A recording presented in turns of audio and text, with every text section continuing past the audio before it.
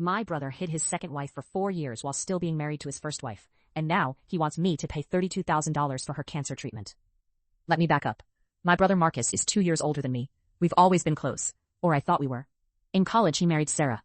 They had a decent life together, nothing perfect but they seemed fine. Then, about 4 years ago, Sarah went through a rough patch. She was dealing with depression. Marcus said they needed space. He moved out, got his own apartment across town.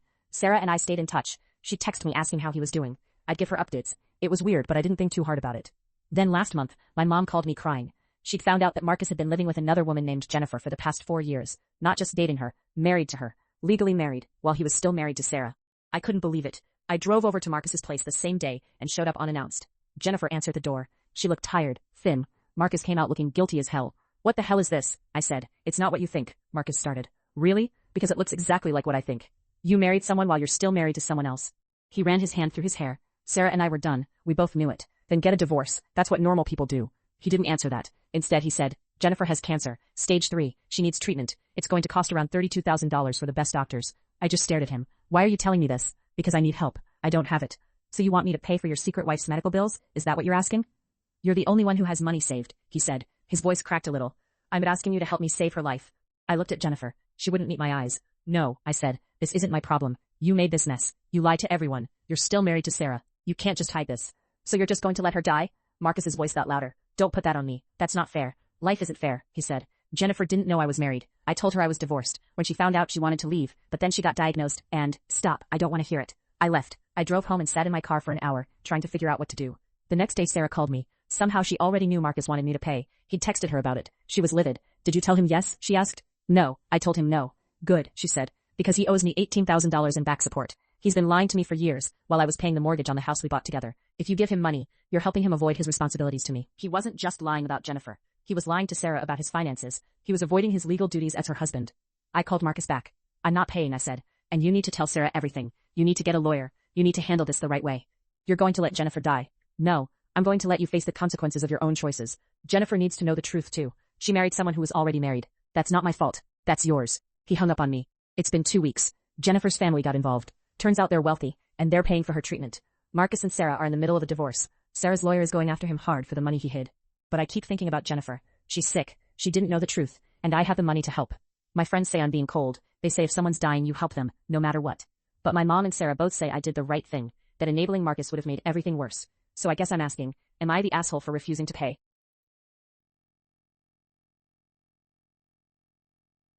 My neighbor Karen demanded I give her 8-year-old free piano lessons every week, and when I refused, she threatened to call Child Protective Services on me. I'm a piano teacher. I've been teaching for 12 years. I run a small studio out of my home, with 5 students, all of whom pay me $40 an hour. I'm not rich, but I make enough to live. Karen lives 3 doors down, with her husband Mark and their 2 kids, Emma and Tyler. We were close friends, just friendly neighbors who waved in the driveway. Then one Saturday afternoon, Karen knocked on my door. "Hey, so Emma's been taking piano at school, and she's really good," Karen said, all smiles. "We were thinking about getting her private lessons, but the teachers in town charge way too much. $60, $70 an hour. It's insane. I was wondering if you'd be willing to teach her, maybe like once a week." I knew where this was going. "Karen, I appreciate you thinking of me, but I charge $40 an hour for lessons, same as other teachers in the area." Her face changed. $40? That's still expensive. I mean, you're neighbors. Can't you give us a discount? Maybe like $15? "I can't really do that," I said. "My rates are what they are." "Come on, we're neighbors. It would literally take you 1 hour a week. That's not much to ask." I shook my head. "I'm sorry, but no." She didn't say anything for a second, then she smiled, but it was mean. "Okay, well that's disappointing, but I understand. I thought that was the end of it." It wasn't. 2 weeks later, I got a call from my friend Diana, who works at the elementary school. "Hey, I don't know if you know this, but Karen went to the school and told them you refused to help her daughter with music education. She said it was mean and that Emma was upset about it." I was shocked. "That's not what happened at all." "I know, I told her that, but she's been telling people around the neighborhood too. She's been saying you're unfriendly and that you don't care about kids." Then it got worse. Karen started showing up at my house, not knocking, just standing at the edge of my yard with Emma, watching my students come and go. One time she was there when my student Lucas arrived with his mom. She waved at them and said loudly, "You're so lucky you can afford lessons. Some people aren't as lucky." I was furious. I sent Karen a text. "Please stop coming to my house. If you want to discuss this, we can talk, but stop showing up." Her response came back fast. "I'm just trying to give my daughter opportunities. If you cared about helping kids, you'd understand." Then came the real blow. One morning, I got a call from my lawyer. Karen had filed a complaint with the county, claiming that I was running an unlicensed childcare facility out of my home without proper permits. She also said I had refused to help a student with a learning disability. Emma doesn't have a learning disability. I never refused to help her. I refused to teach her for free. I had to hire my lawyer to respond. Turns out Karen had no real case. The county looked at my home studio, and it doesn't qualify as childcare. I'm a private tutor. But the complaint cost me $800 in legal fees. I was done being nice. I documented everything. Every time Karen showed up at my house. Every lie she told. I got Diana to write a statement about what Karen had said at the school. I took screenshots of every text message. Then I called the county back and filed my own complaint. I reported Karen for making a false report and filing a frivolous complaint. I also sent her a cease and desist letter from my lawyer. Her husband, Mark, showed up at my door 3 days later, red in the face. "What the hell did you do?" he yelled. "Your wife made false reports about my business." I responded legally. "You're destroying our family over piano lessons?" "No, I'm protecting my business from someone who lied about me." A week later, I got a letter from their insurance company saying they were dropping their homeowner's policy because of the false report Karen filed. Apparently, filing intentional false reports is considered fraud, and their insurance doesn't cover that. Karen called me crying, demanding I withdraw my complaint. "I'm sorry, Karen, you should have just accepted my answer the first time." She never apologized, but she did move. Mark got a job in another state 6 months later. I found out from Diana that they had to sell their house at a loss because of the insurance issue. I felt bad for about 5 seconds. My brother called me crying, saying he was about to be evicted. I dropped everything to help him. Then I found out the whole thing was a lie. Let me back up.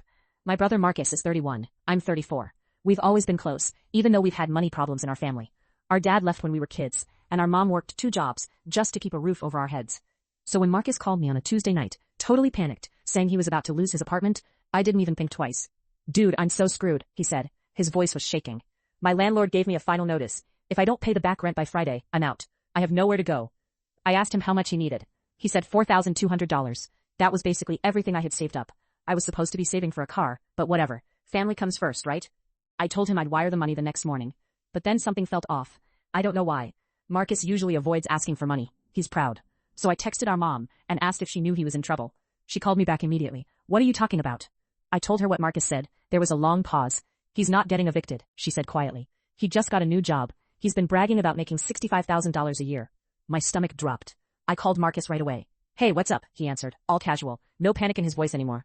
"Why did you tell me you were getting evicted?" Long pause. Then, "Look, I can explain." "No, actually, explain it to me right now. Are you losing your apartment or not?" "Okay, fine, no, I'm not, but I really needed the money for something." I felt my face get hot. "Are you serious right now? I was going to give you $4,200, money I've been saving for a year." "I know, and I'm sorry, but..." "Sorry? Marcus, you lied to me. You made me think you were about to be homeless. What do you even need the money for?"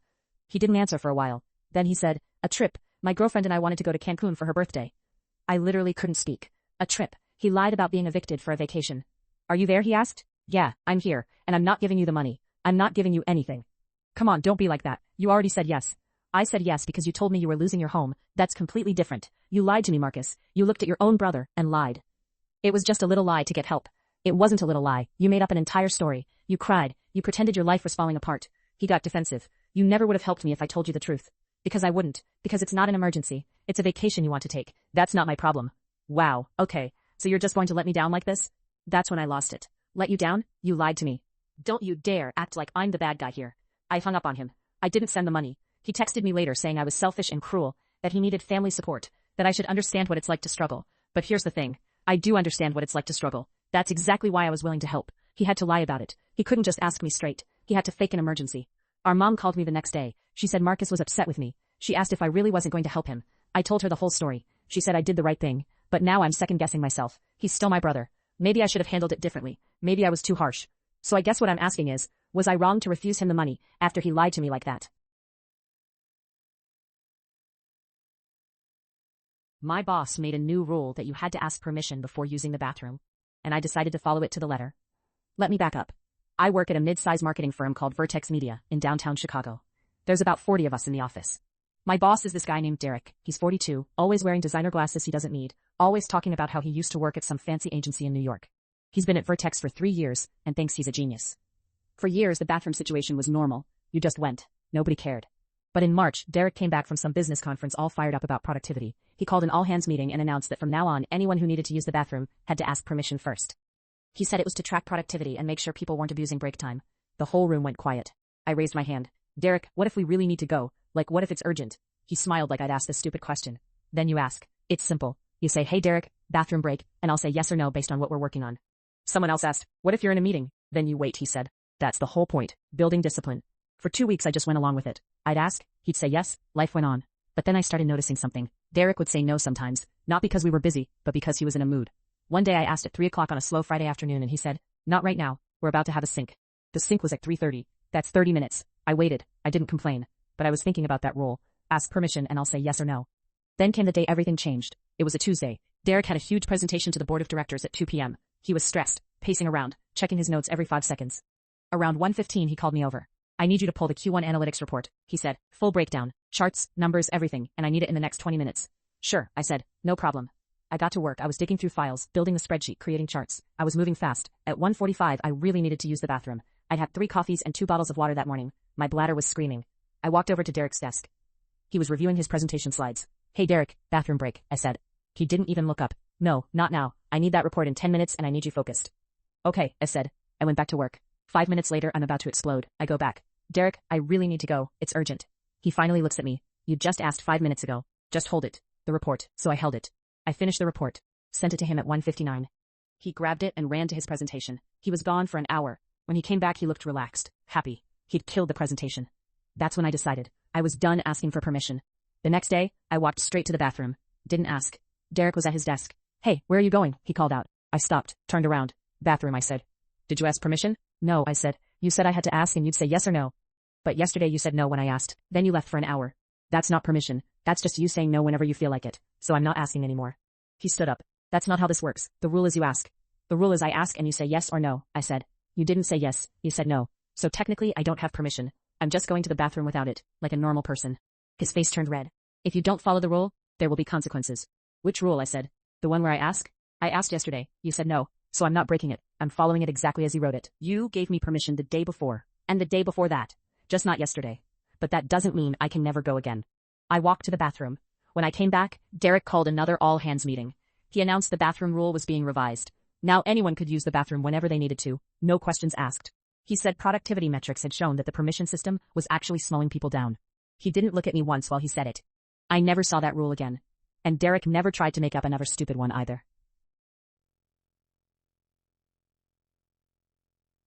My girlfriend admitted she's been paying her ex's rent behind my back for 3 years. We've been together for 5 years. Her name is Sarah. She's 32, and I thought I knew everything about her. We talk about money, we share our bank accounts, we tell each other basically everything. At least that's what I thought. Last Tuesday, I noticed a weird charge on our shared credit card. It was $1,200 going to something called Riverside Apartments LLC. I asked Sarah about it. She got really quiet, like unusually quiet. She stared at her phone for a solid minute before saying anything. Then she said, "We need to talk." Those 4 words made my stomach drop. I knew something was wrong. We sat down in the living room. Sarah kept her eyes down. She said, "That's Marcus's rent." Marcus is her ex. They dated for 3 years, broke up 6 years ago. I know him a little bit. He's not a bad guy, but he's not my favorite person. They ended things badly. He wanted to get back together. Sarah didn't. I thought it was settled. I said, "What do you mean that's his rent? Why is his rent coming from our account?" Sarah took a breath. She told me that about 3 years ago, Marcus lost his job. He was going to get evicted. He called Sarah crying, said he had nowhere to go. She felt bad for him, so she started paying his rent. She said it was supposed to be temporary, just a few months until he got back on his feet. I asked her, "How many months?" She said, "It's been 3 years. 3 years. I felt like the air left the room. I said, "Sarah, are you serious right now? You've been secretly paying your ex-boyfriend's rent for 3 years? She said, "It's not that much. It's just $1,200 a month." Just. I stood up. I said, "That's $43,200. Sarah, that's $43,200 of our money. Money we're supposed to be saving for a house. Money we talked about using for a down payment."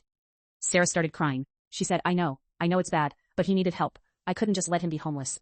I said, "You could have told me. You could have talked to me about it. Instead you lied to me for 3 years. You looked me in the eye every single day and lied."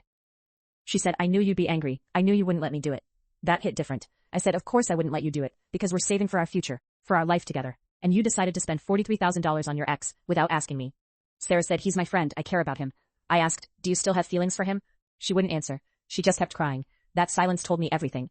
I told her I needed space. I grabbed my keys and went to my brother's place. I didn't come home that night.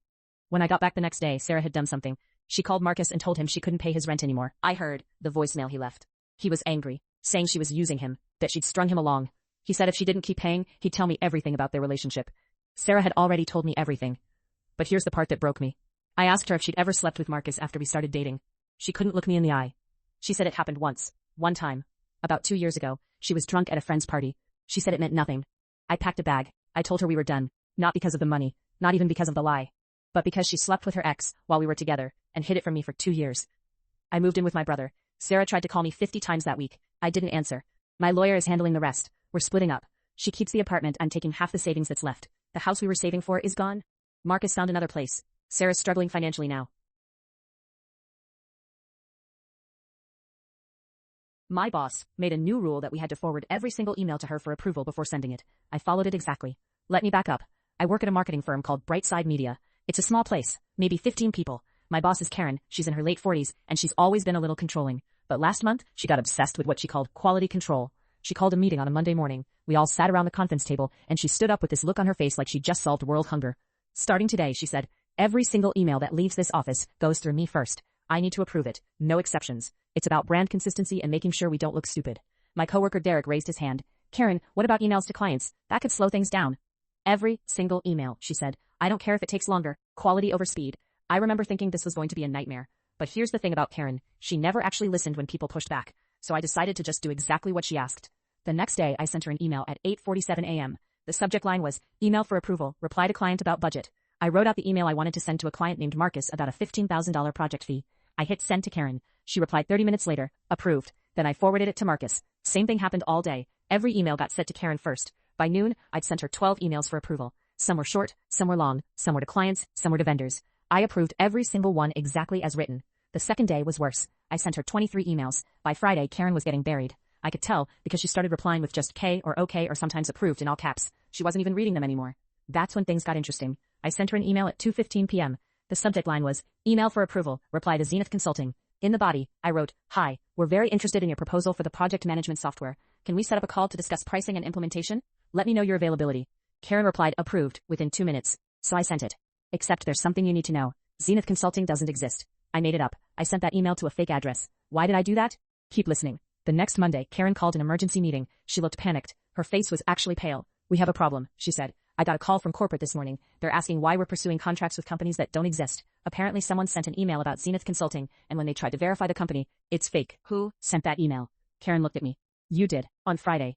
I did, I said. I forwarded it to you for approval on Friday at 2:15 p.m. You approved it. I have the email chain right here. I pulled it up on my laptop and turned it around so everyone could see. Karen's face went white. But I didn't actually read that one. You approved it, I said. You said it was approved. That's what the rule is. Every email gets your approval before it goes out. I followed the rule exactly. Then Derek started laughing. Then everyone else did. But here's where it gets really good. Karen had to call corporate back and explain that she approved an email without reading it. They asked why she had a rule requiring her to approve every single email if she wasn't actually going to read them. She couldn't answer that. Then corporate asked for a list of all the emails she'd approved that week. Karen had approved over 200 emails in 5 days. Corporate wanted her to verify that every single one was legitimate. While she was going through them, she found something else. One of the emails I'd sent her for approval was about a freelance project. I'd written in it that the client was Brightside Media's biggest competitor, requesting our strategy files. Karen had approved that too. She called corporate again. This time she had to admit she wasn't reading the emails at all. She was just hitting approve. Karen's rule got dropped the next day, but corporate started investigating her management style. Turned out she'd been rushing through a lot of decisions without actually paying attention. They put her on a performance plan. 2 months later, she was moved to a different department. Not fired, but demoted. I still work at Brightside Media. We don't have the email approval rule anymore. Now people just send emails like normal people do. And Karen, she learns that if you make a rule, you better actually enforce it properly. Because if you don't, someone will use that rule to show everyone exactly how broken it is.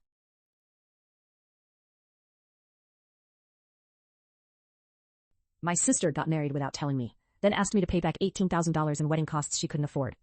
Let me explain. My sister Emma is 34, and I'm 37. We've always been close, or at least I thought we were. Our parents live out of state, and it's mostly just been Emma and me handling family stuff in the city. We text all the time. We grab lunch. I even helped her pick out her apartment 3 years ago.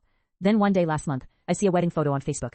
I'm scrolling through my feed, and there's Emma in a white dress at some garden venue. I literally stopped in my tracks. I called her immediately. Emma, what the hell? When did you get married? There was this pause. A long one. Oh, yeah, last weekend. I was going to tell you. Were you though? Because I found out from Facebook. Facebook, Emma, not from my sister. She got defensive fast. I didn't want a big thing, okay? I wanted it small. Just me and Marcus and his family. So you were hiding it from me specifically. No, I was hiding it from everyone, including Mom and Dad.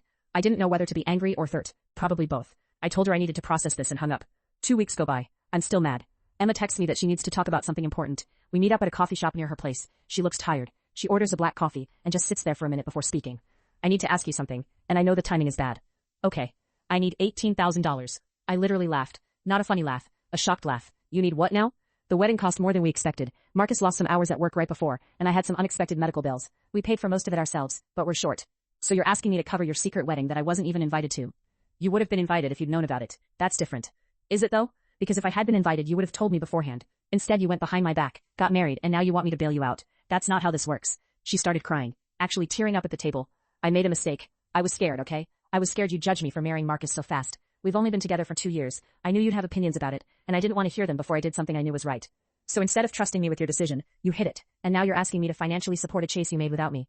Do you see how that's messed up? I do, I get it. But I'm asking for help now. Isn't that what family does? Family tells each other the truth. Family doesn't go behind your back and then ask for money. She wiped her eyes. If I had told you, what would you have said? I didn't answer right away, because I knew she was right about one thing. I probably would have had opinions. Emma jumps into things fast. She's impulsive. She makes big decisions without thinking them through. That's how she ended up with $50,000 in student debt from a degree she doesn't use. That's how she switched jobs 4 times in 5 years. But that still didn't make this okay.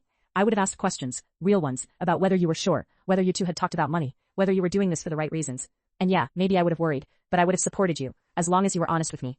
So you're saying no? I'm saying I can't do this. Not like this. You made a choice to get married in secret. That was your choice. Now you have to deal with the money part. That's on you and Marcus. She got up to leave. Didn't say anything else. Just grabbed her bag and walked out. That was 3 weeks ago. She's blocked me on everything. My parents know about the wedding now, and they're mad at me for not helping her. Emma sent me one text saying I'd never understand what it's like to be scared of being judged, and that I'd always been the golden child who never had to worry about anything. But I'm scared I made the wrong call. She's my sister. We're supposed to have each other's backs. But she lied to me and then asked for money. I feel like I'm supposed to just get over it and help anyway, but that doesn't feel right either. Am I the bad guy here?